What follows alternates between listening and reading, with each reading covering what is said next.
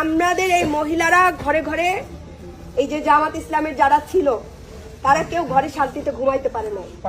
কেউ শান্তিতে ঘুমাইতে পারে না। আপনি আবারও যদি এখন এই বিএনপির ভোট দেন, একদম স্ট্রেট কথা, শান্তিতে আমি রাস্তায় শান্তিতে চলতে পারবো কিনা সেই গ্যারান্টি কিন্তু নাই, সেই গ্যারান্টি কিন্তু না। তো এই আমানত আমি সোজা সবটা কথা বলি, এই বিএনপি গত 5ই আগস্টের পর থেকে যে ধরনের কাজকর্ম, আপনারা চাইলে ভিডিও করতে পারেন, কোনো অসুবিধা নাই, যে ধরনের কাজকর্ম করছে, যেভাবে পাথর দিয়ে মানুষ মারছে, যেভাবে নিজেরা নিজেদেরকে খুন করছে, তাতে আজকে আমরা যারা এই দাঁড়িপাল্লার প্রচারণায় নামছি,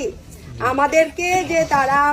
এই ক্ষমতায় গেলে তারা যে আমাদেরকে কিছু করবে না তার কিন্তু কোনো গ্যারান্টি নাই। তো এই জন্য ভবিষ্যৎ প্রজন্মের কথা চিন্তা করে, একটা সুন্দর ইনসাফপূর্ণ রাষ্ট্রের কথা চিন্তা করে আমরা ক্ষমতায় গেলে বিএনপির ভাইদের প্রতিও ইনসাফ করার নিয়ত নিয়ে, তাদের নিশ্চয়তা নিয়ে, তাদের প্রতি ন্যায় বিচার, তাদের ন্যায়, তাদের ইনসাফের কথা নিশ্চিত চিন্তা করে আমরা ইনশাল্লাহ ক্ষমতায় যেতে চাই।